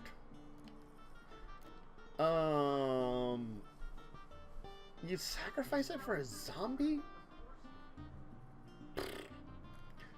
Enchant player. At the beginning of enchant player's upkeep, that player sacrifices a creature or planeswalker.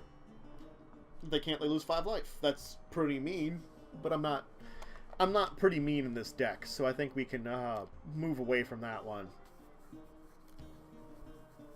Wow. I mean, we already found a one. Target opponent loses to life. You gain to life place ability if you control a Lana Planeswalker. I technically could,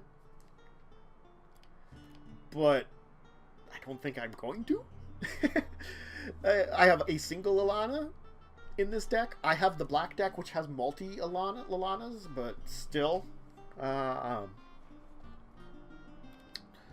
Drake. I'm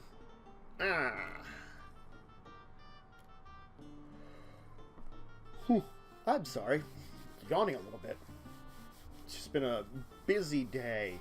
So, definitely... Activate ability. Creatures in your graveyard cost 1 less to activate. Tap, untap zombie you control. Target player puts the top card of his or her library in his or her graveyard. Ooh. Do I want to be able to mill people with zombies? Yeah, I do.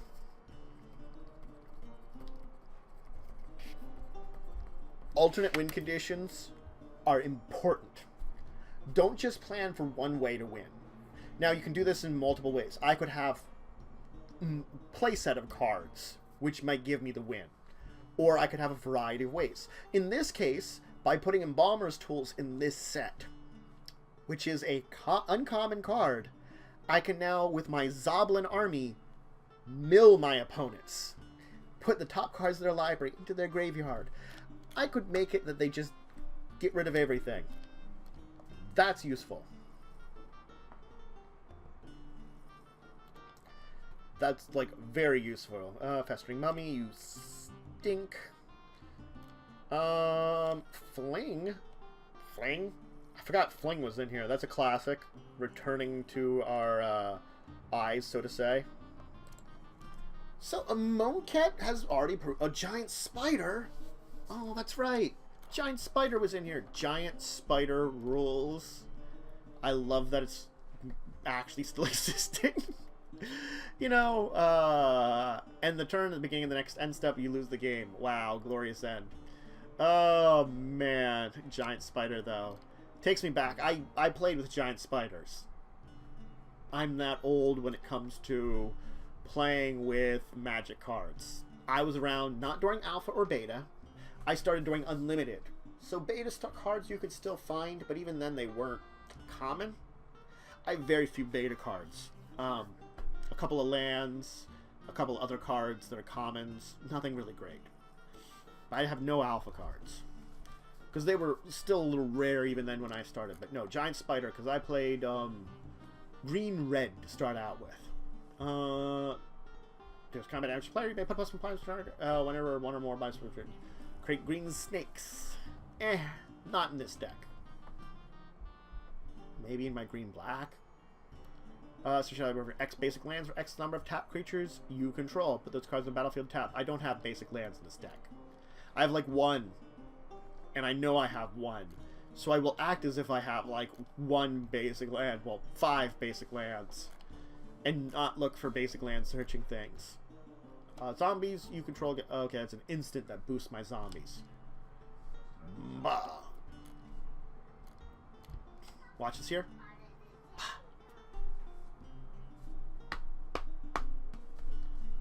Draw a card and may return a land you control. Do you understand? Why would I return a land? Other creatures you control have trample. I've given my stuff trample. Ooh, a Lana. 2 Lalanas. Let's figure out if one of them's good enough. Tunnel creature comes from the graveyard to the battlefield. Destroy all non-zombie creatures.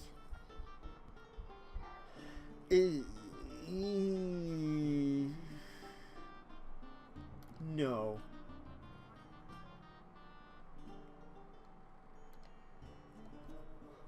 Zombies you control get +1/+1. Enters the battlefield, create 2 zombie tokens.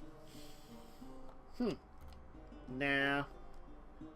All zombies gain menace until end of turn. Didn't I have something that gave menace already? But other zombies you get... but I have to tap to do that. Lord of the Accused, you're not that great. You almost were. You almost were.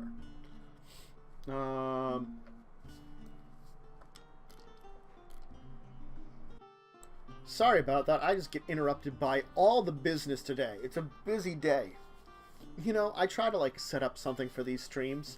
So, good thing for you people watching on YouTube, I'm going to edit out those cuts. So you'll go straight from me talking there, like from me saying, excuse me a second, back to this.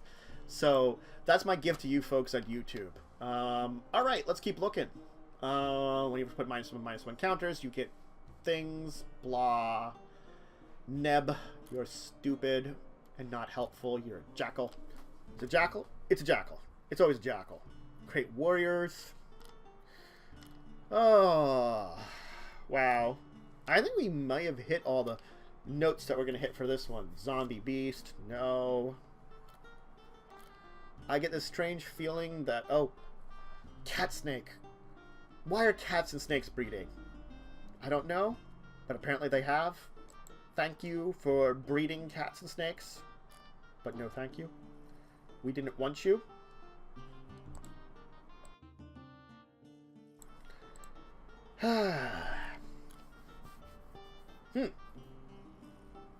None of the gods in this really fit in this. They might fit in some of my color sets.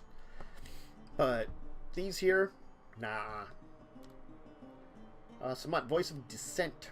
Other creatures you control have haste. Untap target creature. Nah. Samut, you're interesting, but no. Seraphs of the Suns is indestructible. Cool.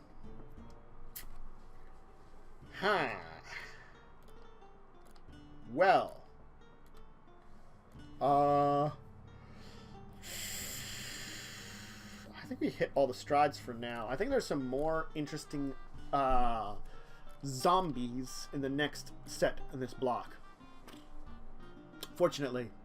I mean, I have things that have bomb, but that's not, like, great. Beginning step, each opponent lose life equal to the number of tapped creatures you control. Oh, boy. Throne of the God Pharaoh. I'm going to throw it in for now.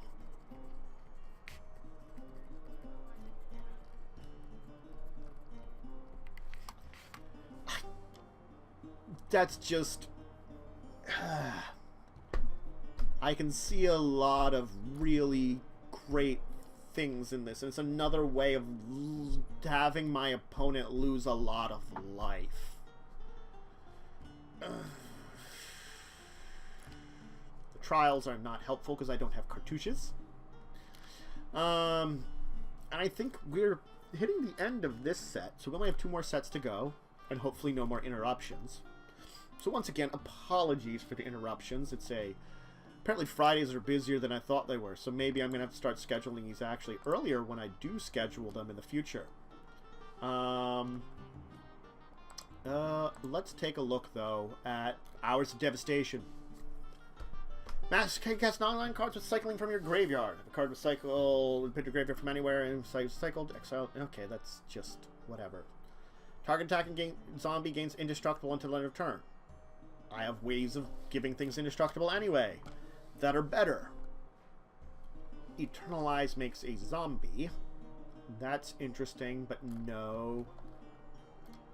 Afflict. Ooh. That's interesting, but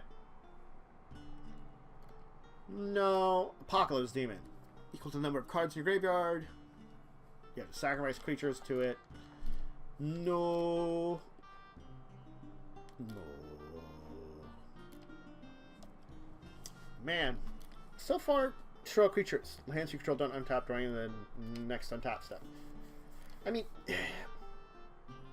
they aren't bad cards, but so far I haven't really seen anything that jumps out at me that screams. Yeah, I know. I'm wanted by the family and friends and other people that I'm talking to. You know, it's like everybody wants to talk to me. It's tough to be the friendly uncle who all over horses. How many horses are there really? All right. So what we're gonna do here is we're gonna take a little bit of a detour because I have not seen this yet, and this just bothers me. Horse. How many horses are there? 28. That is more than I actually expected. They're all over the place. They're all over the place. And there's some that aren't actually horses that I got in here because of, I did both type and search. So less than 28. Horses. Horses you control of indestructible. And you create 5 horses. Wow, okay. That ended up being more useful than I thought. Crypt of the Eternals. Ooh. Cycle mana to blue, black, or red. No. No, that's not good enough. If it tapped for one of them, maybe yes. Desert of the Glorified. The desert ones are dumb.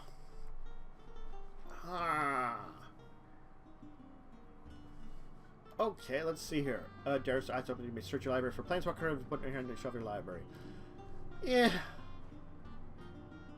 So let's see. Dreamstealer.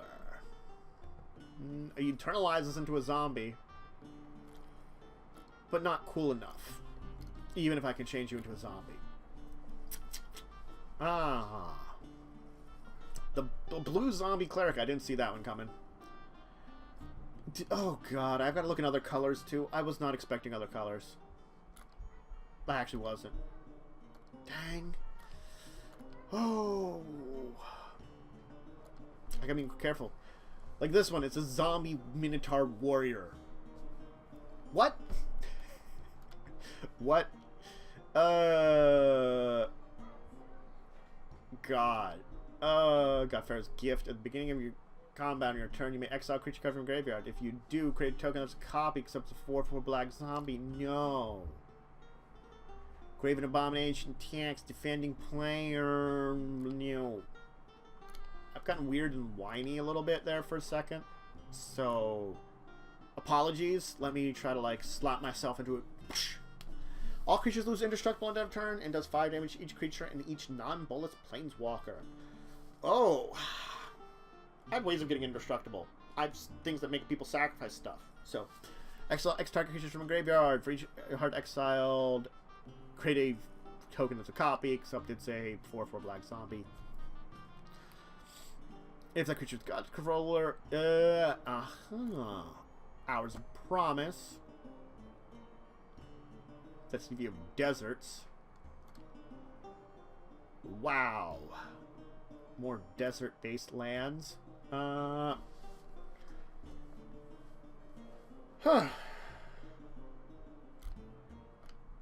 When you cast a spell, convert a mana cost equal to the number of Doom counters on Eminent Doom. Eminent Doom deals much damage to target creature player and put a Doom counter on it.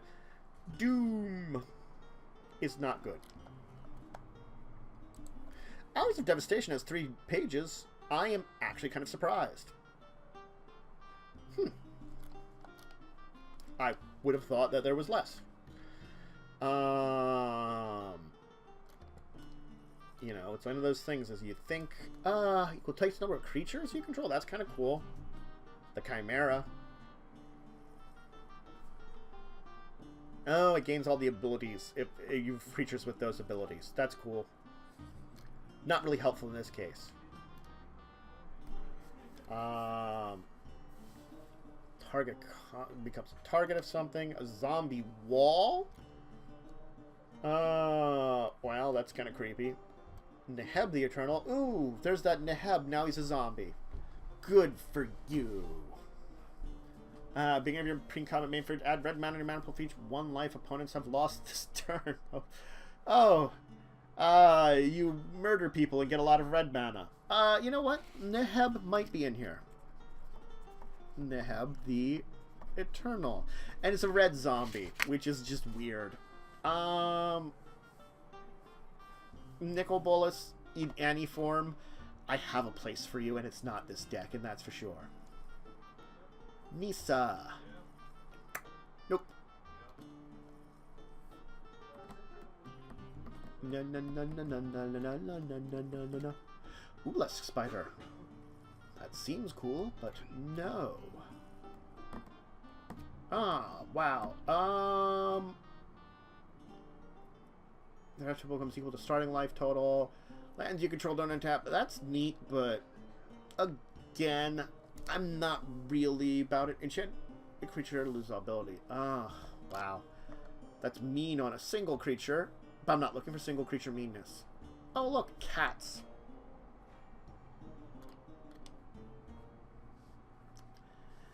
Oh, that's not so difficult this here.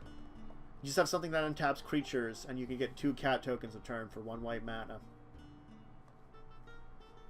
Anyway, you may play lands from your graveyard. Oh yeah, that's very good. Not this deck could, but I have places that would go. I actually know a place that would go very well. A demon. Yay! Pay 2 life, sacrifice another creature, strict library for a card, put in your hand, shuffle your library. Oh.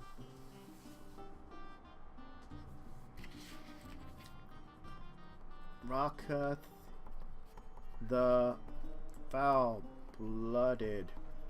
We'll think about you also. Ow. So I stabbed myself with my pencil because it was rolling. 1, 2, 3, 4, 5, 6, 7, 8, 9. We've already looked at 9 cards to add to this deck, so I think I am going to have to go in here later on and cut stuff. Because, certainly 9 cards is way more than I would want in here. I'm approaching the maximum amount I want, and there's plenty of stuff I think I've seen that probably could be cut. It's a camel. Camel. Zombie Naga Wizard. Because, sure. Zombie Nagas. I expected blue zombies from the Innistrades, but not you, Moancat. Not you. But no. Let's see here. The Scarab God. Being your upkeep, each opponent loses X life, and you scry charge X number of zombies you control. Exile target creature card from a zombie. A token that's also exact copy of it. That's a zombie. Oh. Yeah. The Scarab God is nice.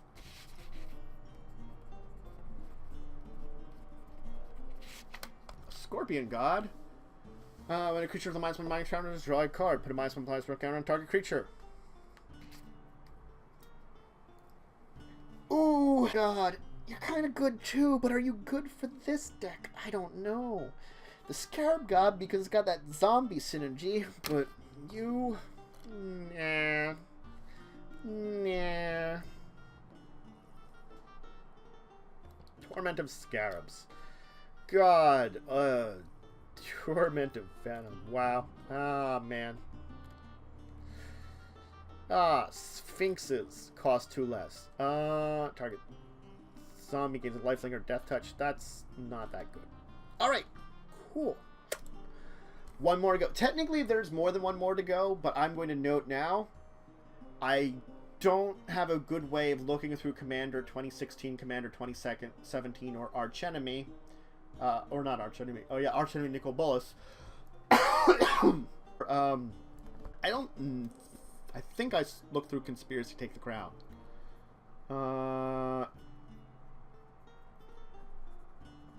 But those other 3 have individual cards in it, and I'm going to have to find a decent way, which I was unable to find before this entire stream, for looking through them at the new cards only. Apparently, the Gatherer hates me, that it will, if I'm looking up that set in particular, it's only going to show me cards from that set. I'm going to have to try to find, like, a list of the 56 cards that are only in that somewhere. Because each of the Commander ones have, like, 56 new cards each. Alright, let's take a look here. I get the feeling, with the synergies and the tribalisms of these, I can find some tribal cards. Okay, Arcane Adaptations under Battlefield. Choose a creature type. Creatures you control are chosen type in addition to other types. The same is true as creature spells you control and creature cards you own that aren't in the battlefield.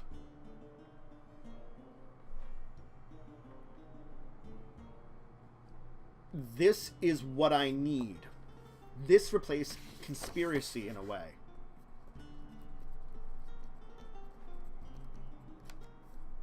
Arcane Adaptation, I think, is exactly what I need.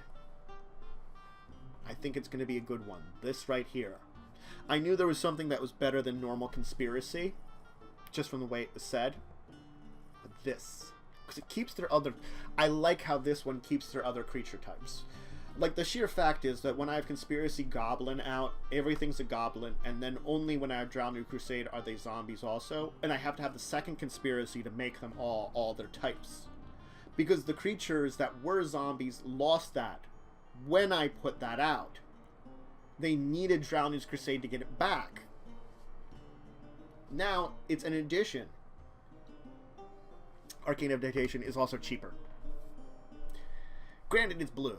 But I might just have to figure out a way to splash some more ability to use blue in again. But, you know, I'm thinking that's a really good one. Okay. You may have target player, exchange life totals. Dinosaurs. Vampires. Very vampire-y stuff.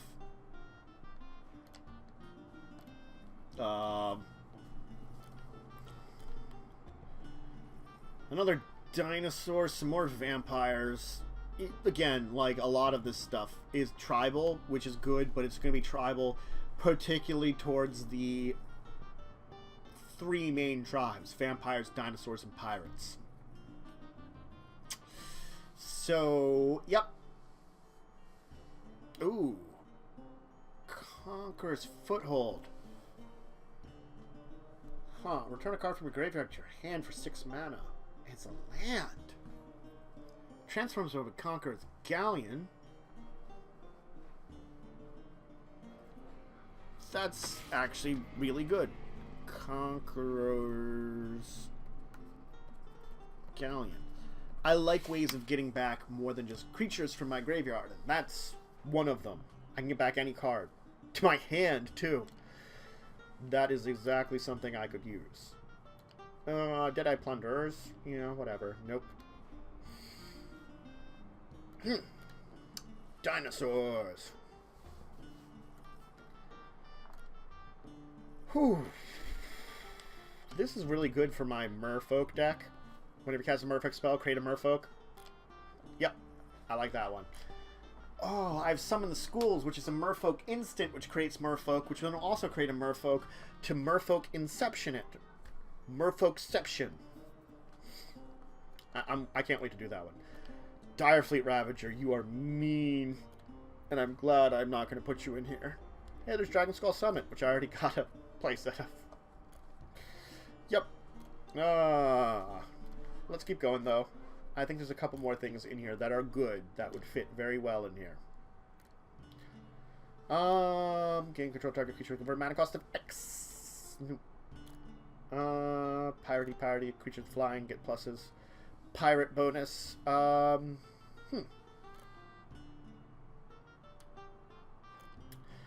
not seeing much else. And I think we're going to probably be able to get through here pretty easily. Maybe find 1 or 2 more cards. And be done for now. I think we're pretty close to the end here. Again, I haven't looked at those other couple of sets. But I might just do that on my own time now. Figure that out. And then the next week, when I do this again for my next deck, which my next deck is Merfolk. The mainly blue-white Merfolk. That'll be an interesting one to do. Wow, creatures controlled with +1/+1 counters can't be blocked. Interesting. Huh. Oof. Let me just warm myself up a little bit. Get my blood flowing, because with my eyes watering, I know my blood is certainly not flowing. Oh, wow. Jace, I am certainly not throwing you in this deck. Either version of you.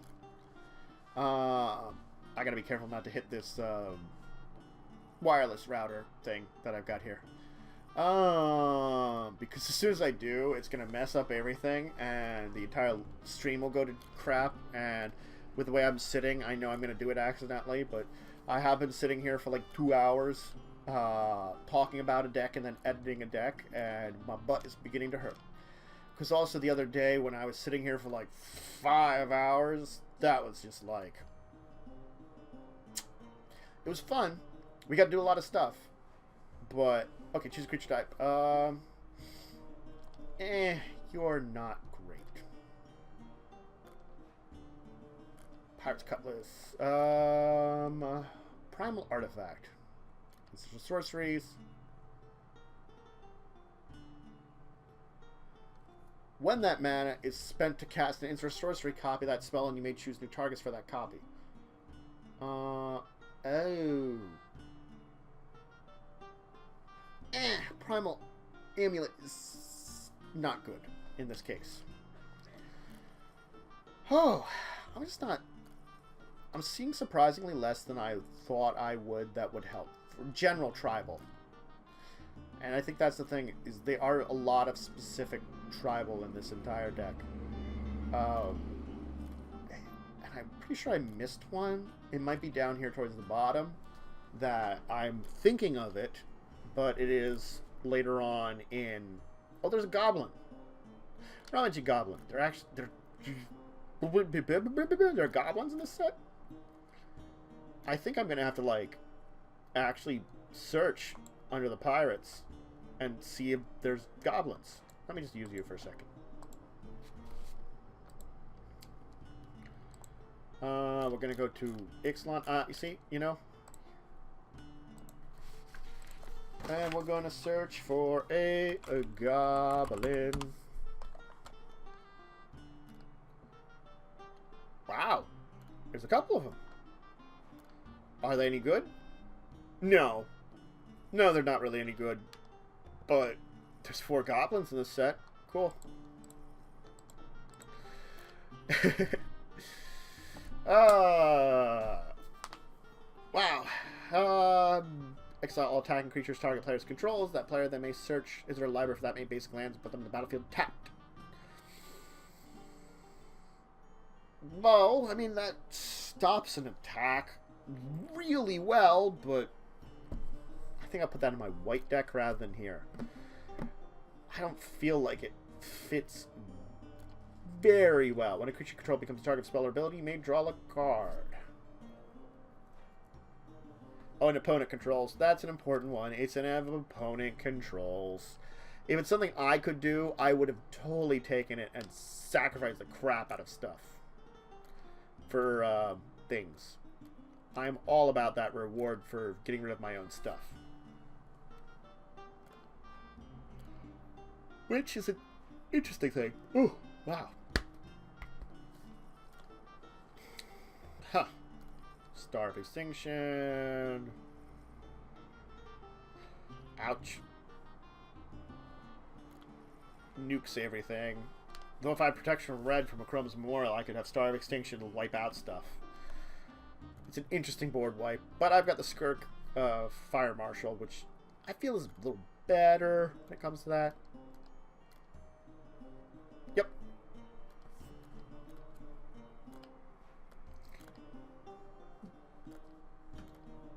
Huh.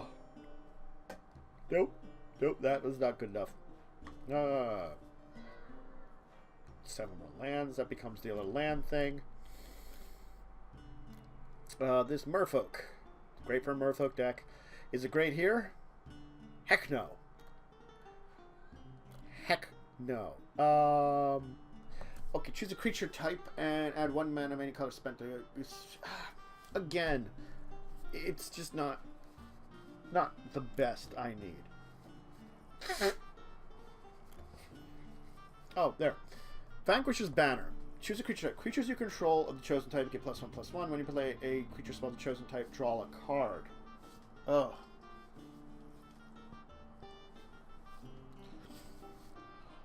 That's a tough one. Vanquisher's Banner is pretty good because I could call out zombie or goblin depending on the situation, and but it's whatever creature I can't.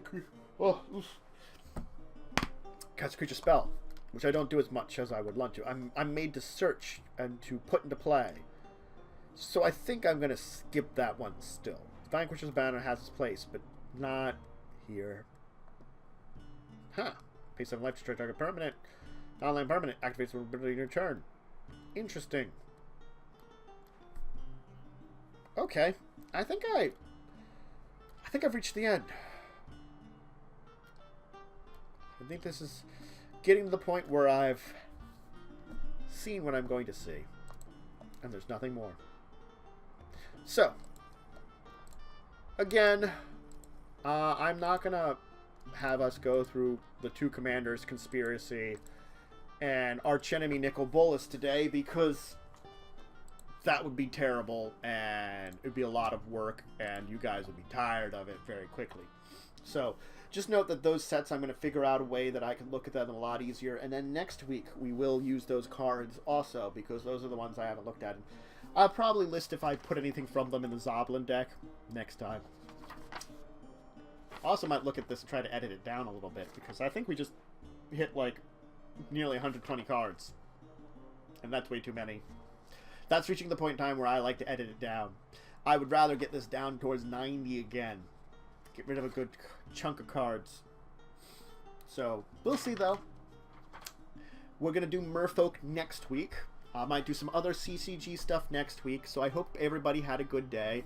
So, if you want to follow a lot of my announcements and stuff, I do have a Discord linked in the description. You can also follow me on Twitter to know when I'm announcing it. The deck delve might be at 4 o'clock next week. It might be a different time. I'm trying to figure out the best time of day for me to do it on a Friday, and along with all the other CCG stuff I do. What else is important? You can always check it out if you missed part of this on my YouTube side. I'll probably upload it a little later on today after a little bit of editing. You can always check out, you can subscribe here. All but one of my emotes is approved, which the emote that hasn't been approved is the normal one, rather than the more expensive ones, which kind of sucks. Which I might try to, I don't know if re-uploading it would be better, or just waiting for like another couple of days. I'm going to talk to Ollie about that, because he knows more about emotes than me. Thank you very much. But so subscribing, though, would still get you stuff, you know. Patreon I have, too, which is a great way of supporting me and all this content, things like that. Being back here next week is a great way of showing support. And also, anything else important that I'm forgetting to mention? At least follow, subscribe. Follow here, subscribe on YouTube, big things like that.